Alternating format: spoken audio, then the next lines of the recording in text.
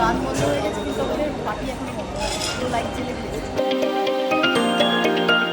Good morning everyone, তোমাদের সবাইকে আমার তরফ থেকে a very happy new year. তোমাদের নতুন বছর খুব ভালো কাটুক, খুব সুখে শান্তিতে থাকো, খুব আনন্দ করে কাটাও নতুন বছর।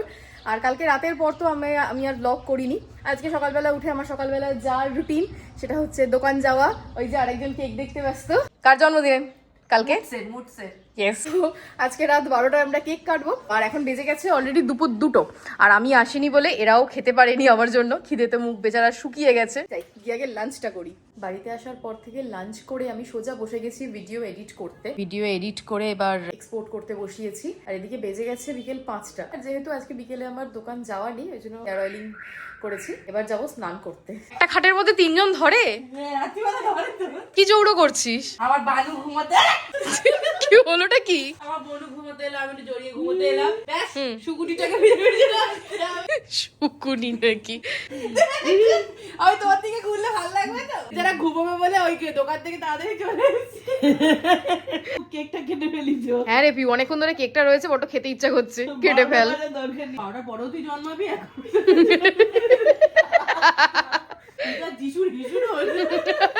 Good evening everyone.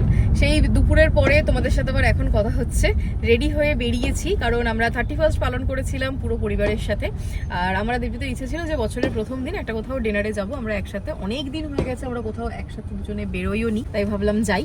এবার যাচ্ছি কোথায় এখনো প্লিজ না, একদমই না, এখনো অব্দি নট ডিসাইডেড। আমরা একটু ভাবছি যে আজকে তো সব জায়গায় প্রচন্ড ভিড়, নয় যাবো ওজোরা, otherwise lords of the drinks, এই দুটোর মধ্যে কোথাও একটা। কিন্তু দেখা যাক। পাটুলি ক্রস করছি আর পাটুলিটা দেখছি মানে খুব কম সময়ের মধ্যে খুব একটা ক্রাউডেড এরিয়াও হয়ে গেছে আর একদম বেশ ফেমাস হয়ে গেছে। দেবজিৎ মেজরে যা জোরে গাড়ি চালাচ্ছে। তুই জোরে গাড়ি চালাচ্ছি না, মাত্র 55 বলছি, 55 থেকে 60-এর মধ্যে গাড়ি চলছে। তাও ওর গাড়িতে আমি যখন প্রথম বসতাম, মানে বিয়ের আগে যখন প্রথম যখন আমি বসতাম, আমার মনে হতো যেন এই বুঝি কাউকে ধাক্কা মেরে দিল, এই বুঝি কাউকে ধাক্কা মেরে দিল।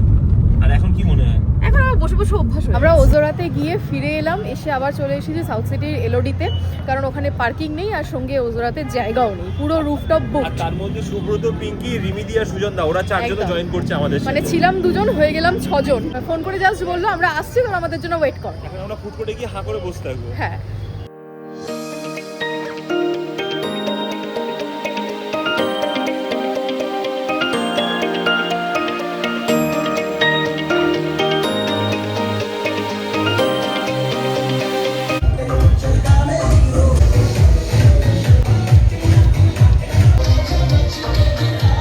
গান বন্ধ হয়ে গেছে কিন্তু আমাদের পার্টি এখনো বন্ধ হয়নি, পুরো লাইট জ্বেলে দিয়েছে। এবার আমাদের ধাক্কা মেরে বার করে দেবে, চলো। ধাক্কা মেরে বার করে দেবে। তাড়িয়ে দেওয়ার আগে মান সম্মান হাতে নিয়ে যে যার বাড়ি সেটা চলো। আমাদের লজিস্টিক্স থেকে লাস্ট অবধি এসে বললো যে ম্যাডাম আমাদের সব ক্লোজ হয়ে গেছে, আপনারা প্লিজ উঠে যান। লাস্টে পিঙ্কি বলে চল, হাত ধরে বের করে দেওয়ার আগে আমরা চলেই যাই। ঠিক আছে, গাড়ি আনতে। Madam please come in, please come in, please have a seat please. এতটা খেয়েছি আর নড়তে পারছি না। যাই হোক, বাড়ির উদ্দেশ্যে রওনা হই, চলো টাটা। ওয়েট করছে। হ্যাঁ, এখন আপাতত টাটা, বাড়িতে গিয়ে আবার দেখা হচ্ছে। 90 পরে কেক কাটবি?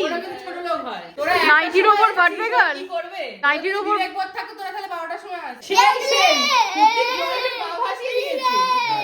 এই তো চলো। Happy birthday to you, happy birthday to you, happy birthday dear Piu, happy birthday to you.